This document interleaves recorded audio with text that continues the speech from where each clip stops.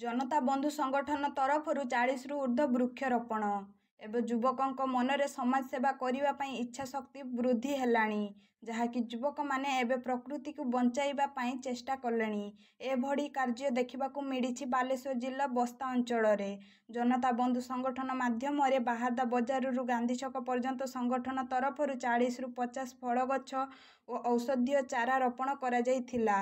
एही कार्यक्रम को सुशील कुमार भक्ता, शेख राज, शेख साइनूर, शेख मुन्ना, सुकांती भक्ता और युव समाजसेवी शेख आजहारुद्दीन परिचालना करिथिबा बेले अंचलर समस्त सांबादिक बंधु और समाजसेवी माने उपस्थित थिले।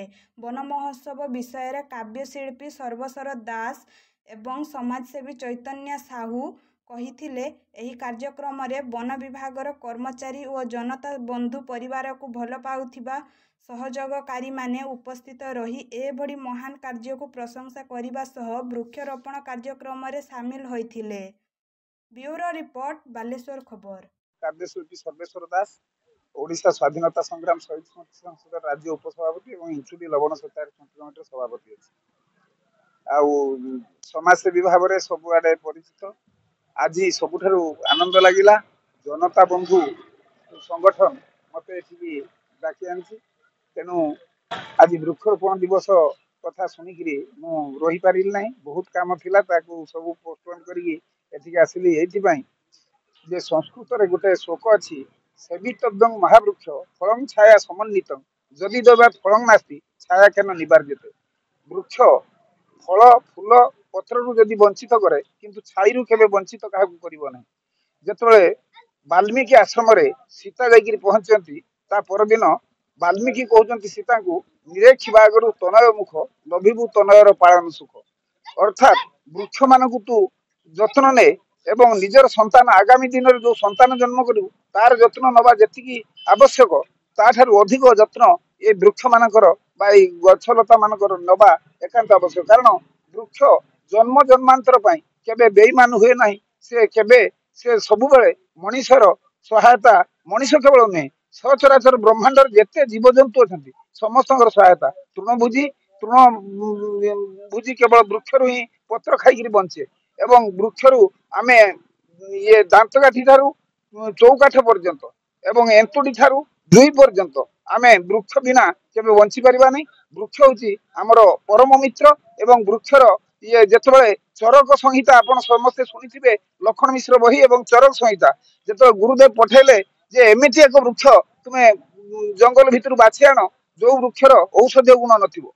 चरक दिन पर दिन मास पर मास वर्ष पर वर्ष 3 वर्ष बीती गला चरक घर को फेरला ना आश्रम फेरला समाज को कोन वार्ता देबे एवं समाज को एई वार्ता देबी समस्ते प्रत्येक मनुष्य ता जीवदशा भितरे प्रति वर्ष रे 12टी वृक्ष अति कम रे 12टी वृक्ष लगौ एवं से 12टी वृक्ष द्वारा से निजे मध्य सेथिरु जो ऑक्सीजन मिलिबो सेथिरे से बंची पारिबो। तेन प्रत्येक व्यक्ति आज दिन शपथ नबा उचित जे अति कम रे सर्वनिम्न 12 मास रे 12टी वृक्ष से ये रोपण करू एवं ताकू हेफाजत करिकी ताकू बड़ करू। जनता बंधु संगठन आज निहारा कार्यक्रम को हृदय सहित स्वागत करुछि एवं खुशी लगुच आम बस्ता अंचल युवक माने जो भाव में गोटे निहारा पदक्षेप नहीं वर्तमान समाज वर्तमान सृष्टि केवल गछर आवश्यकता अच्छी।